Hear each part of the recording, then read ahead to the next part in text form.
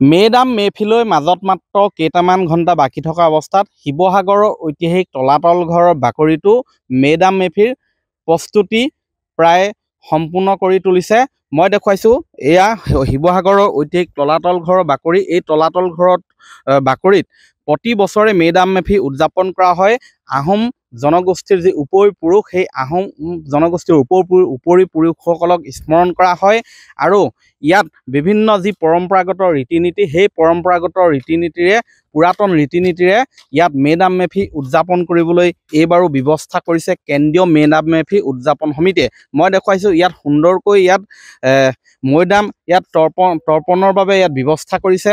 ইয়াৰ উপৰিও ইয়াত যি পৰম্পৰাগত ৰীতি নীতি ইয়াত খাদ্যৰ সম্ভাৰো ব্যৱস্থা কৰিব, সেই ব্যৱস্থা কৰিব এই উদযাপনস্থলীত।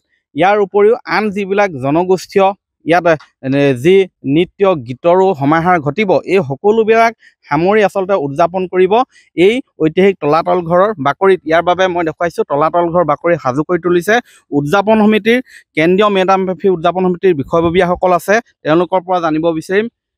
আৰু মাত্ৰ কেইটামান ঘণ্টা বাকী আছে, কি ধৰণৰ প্ৰস্তুতি? আচলতে আমাৰ টাই আহোমসকলৰ পবিত্ৰ অনুষ্ঠান হৈছে মেডাম মেফি। আপোনাক সকলোৱে জানে যে পূৰ্বপুৰুষসকলক আমি অৰ্পণ কৰা হয়।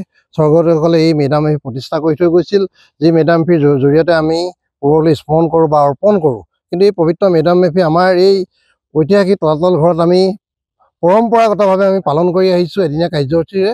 গতিকে আমি প্ৰথমতে আমি পতাকা উত্তোলন কৰিম, মৈদাম তৰ্পণ কৰিম, তাৰপৰা ফুৰালুং পূজা আৰম্ভ হ'ব, তাৰপৰা বানপি পূজা আৰম্ভ হ'ব, মহন দেউতাসকলে আমাৰ পূজা অৰ্চনা কৰিব। গতিকে আমি সমূহ ৰাইজক আমি জ্ঞাতিবৰ্গ আমি আমন্ত্ৰণ জনাইছোঁ তলাতল ঘৰলৈ, যে যাতে আমাৰ পূৰ্বপুৰুষসকলক আমি স্মৰণ কৰাৰ লগত যি পূজা অৰ্পণ কৰিম তাত যাতে অংশগ্ৰহণ কৰিবৰ কাৰণে আমি আহ্বান জনাইছোঁ। লগতে এটা কথা আমি জনাব বিচাৰিছোঁ যে আমি সদৌ অসম ভিত্তিত ইয়াত চিত্ৰাংকন প্ৰতিযোগিতা আয়োজন কৰিছোঁ। লগতে আমি আমাৰ অৰ্জুন ভোগেশ্বৰ বৰুৱাদেৱে এখনি ইতিবৃত্ত আমাৰ উন্মোচন কৰা হ'ব। গতিকে আমি ঐতিহাসিক এই তলাতল ঘৰৰ ইতিবৃত্ত তথা আমাৰ এই মেডাম মেফিৰ যি পৰম্পৰাগত মেডাম মেফিৰ তাৎপৰ্য গোটেই বস্তুটো সন্নিৱিষ্ট কৰা হ'ব। গতিকে সমূহ ৰাইজক আমি জ্ঞাতিবৰ্গ অসমৰ সমূহ জ্ঞাতিবৰ্গ আমি আমন্ত্ৰণ জনাইছোঁ তলাতল ঘৰলৈ।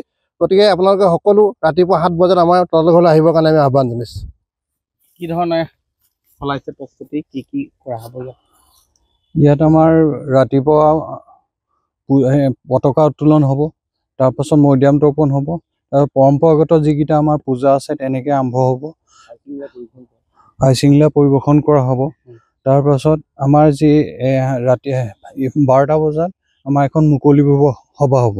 তাত আমাৰ অৰ্জুন ভোগেশ্বৰ বৰুৱাক আমি বিশেষভাৱে সম্বৰ্ধনা জনাম। আমাৰ সম্প্ৰদায়ৰ এজন আটাইতকৈ উল্লেখযোগ্য ব্যক্তি আৰু কেইজনমান আমাৰ অতিথি আৰু সম্বৰ্ধনা জনাবলগীয়া ব্যক্তি আছে, তেওঁলোককো আমি নিমন্ত্ৰণ জনাইছোঁ। এইটো হৈছে হয়, মই পুনৰ দেখুৱাইছোঁ এই পৰিৱেশ, এক সুন্দৰ পৰিৱেশ ইয়াত দিয়া হ'ব। আৰু এই তলাতল ঘৰ বাকৰিলৈ জানে যে পৰ্যটকসকলো আহে বছৰি, আৰু সেইদিনাও পৰ্যটকসকলো ইয়াত আহি এই মেডাম মেফিৰ কাৰ্যসূচীত অংশগ্ৰহণ কৰাৰ সম্ভাৱনা আছে। আৰু এই মেডাম মেফিতে আচলতে মূলতঃ ইয়াত উপৰি পুৰুষসকলক স্মৰণ কৰা হ'ব। অনাগত দিনবোৰ যাতে কুশল মংগলেৰে সকলোৰে পাৰ হয়, তাৰ বাবে আচলতে উপৰি পুৰুষসকলে যাতে আশীষ দিয়ে, তাৰ বাবে ইয়াত সকলোৱে সেৱা ধৰিব, ইয়াত পূজা অৰ্চনা কৰিব। আপুনি বিচৰা বাতৰি পাব কেৱল নিউজ 18 এপত। নিউজ 18 এপ ডাউনলোড কৰিবলৈ স্কেন কৰক এই QR কোড। গুগল প্লে ষ্টৰতো পাব এই নিউজ 18 এপ।